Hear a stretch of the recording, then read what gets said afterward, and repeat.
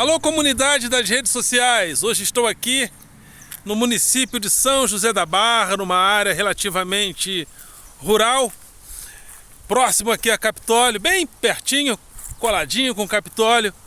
Mas por razões da pandemia e aqui antes de chegarmos aqui, 2 dias antes, fechou tudo. Então, as nossas visitações em locais turísticos estão um pouco restritas, mas conversando com as pessoas aqui, a gente percebe que elas têm um ritmo, às vezes, diferente do nosso. Uma conversa a respeito da agricultura, da natureza, pessoas que fabricam queijo nas suas terras para vender. E conversando com o rapaz agora, ele falou: meu pai deixou as terras para mim e as galinhas. Achei muito engraçado, mas é um ritmo relativamente diferente. É um ritmo interiorano, e essas coisas me fazem pensar sobre o tempo, né? Porque o ritmo de vida que nós levamos na cidade nos coloca em uma relação com o tempo, e essa relação com o tempo nem sempre tem a ver com o ritmo que em outras localidades as pessoas têm com o tempo. Estou aqui, por exemplo, nessa chácara, nesse camping, e a impressão que a gente tem é que o tempo passa mais devagar. A impressão que a gente tem é que numa região como essa, numa localidade como essa, a gente fica um pouco mais contemplativo, né? As pessoas da antiguidade, segundo Byung-Chul Han, elas tinham uma capacidade maior de contemplação, ou seja, uma percepção a respeito da natureza a ser contemplada. Não necessariamente se pensava em tempos diferentes ou em locais diferentes, não se pensa tanto na natureza como objeto da exploração, mas a natureza se torna um atributo de contemplação. Ou seja, em regiões como essa, ficamos um pouco mais contemplativos.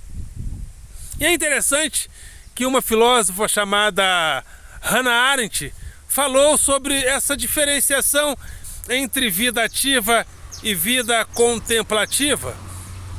Ou seja, a vida ativa está relacionada à ação política. E a vida contemplativa é essa vida onde nós nos colocamos diante da natureza, mas sem um sentimento de superioridade perante a ela. Nós simplesmente ficamos diante da natureza, a contemplamos, e a impressão que nós temos é que nós nos integramos a ela em muitas oportunidades. Como aqui, por exemplo, temos essa impressão de que estamos inseridos na natureza. É um sentimento diferente em relação a ela que eu acho muito interessante. Mas quando nós vamos para a vida ativa, nós já estamos naquela vida onde as nossas ações são realizadas e são feitas entre os homens. E quando fazemos as coisas entre os homens, as ações dos outros interferem na nossa ação. Às vezes fazemos alguma coisa com uma determinada intenção, e realmente daquela intenção muitas outras intenções ou pseudo-intenções surgem. Como, por exemplo, Jesus pregou o amor, não fundou nenhum tipo de religião. De repente, com o tempo, as pessoas começam a se apropriar da mensagem do Cristo e começam, inclusive, a matar em nome do Cristo. Ou seja, Cristo realizou ações entre os homens, mas essas ações sofreram a interferência de outros homens.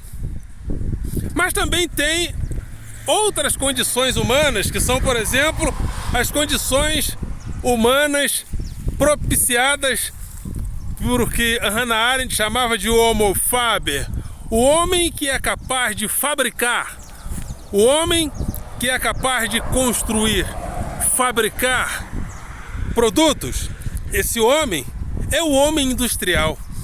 E é exatamente esse homem industrial, pós-industrial, que rompe com isso aqui, que rompe com essa possibilidade maior de contemplarmos.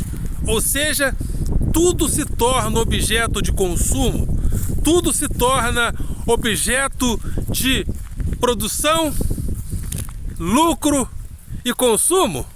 Ou seja, é o capital que se interpõe nas nossas relações. Capital é tudo aquilo que proporciona a produção. E hoje vivemos uma sociedade capitalista, por quê? Porque é o capital que origina, é o capital que fundamenta é o bem capital que fundamenta todas as nossas relações sociais. Qual é o capital? Por exemplo, se eu tenho uma empresa, uma fábrica, o maquinário da fábrica é meu bem capital. Se eu tenho um banco, a moeda e as possibilidades de juros em torno dessa moeda é o meu capital. Capital é tudo aquilo que interfere na produção. E todas essas relações que vieram a posteriori, que foram vindo a posteriori, foram nos abstraindo, foram nos tirando dessa possibilidade de termos a vida, de vermos a vida com essa capacidade contemplativa. Temos perdido a capacidade de contemplação. E quando viemos para regiões como essa, na conversa entre as pessoas, a gente começa a perceber uma relação um pouco mais direta com a contemplação. Evidentemente, não como antigamente, porque as pessoas de regiões mais rurais também foram atravessadas pelo capital. Mas em lugares como esse, aqui é o Camping Hostel Tamanduá, lá para trás tem as cachoeiras, né, do complexo do Tamanduá, que nós visitamos ontem. Foi muito divertido, foi muito legal. E é interessante que a senhora que comanda aqui, a dona Marta, ela ia entrando na natureza, ia entrando nos lugares, como se ela nunca tivesse estado ali, mas ela está aqui sempre. Ou seja, é a capacidade de, apesar de tudo, contemplar.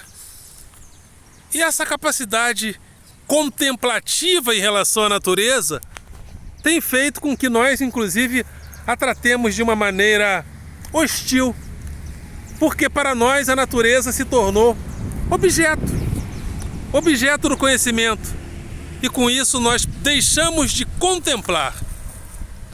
Byung-Chul Han vem falando sobre isso ultimamente. Ele tem falado sobre a possibilidade de recuperarmos a capacidade contemplativa, porque uma vez recuperando a capacidade contemplativa, existe a possibilidade também de nós não olharmos a natureza apenas como um objeto do nosso conhecimento, objeto desse conhecimento que faz com que a gente agrida os outros e a nós mesmos com a própria natureza. Então, gostaria de fechar esse vídeo com essa mensagem trazida por esse lugar tão simples, né? As casas aqui são interessantes porque elas me lembram inclusive a casa do meu avô de Santa Anésia, distrito de Piraí. Olha esses locais, né? São umas casinhas simples. Olha só, casinhas simples. Aqui nós estamos hospedados num local simples. Olha a simplicidade do local. Minha esposa está me expulsando que ela não quer ser filmada aqui nesse hotel 5 estrelas onde ela está. Ali tem as pessoas. Agora quem quer se hospedar nas barracas, né? Eles montam também as barracas para as pessoas. Enfim, simplicidade. É a simplicidade. Em lugares como esse, podemos também recuperar parte da vida contemplativa. Podemos sair um pouco da vida ativa do Homo faber e adentrarmos um pouco mais na vida contemplativa. Ok, galera? Vocês são do coração.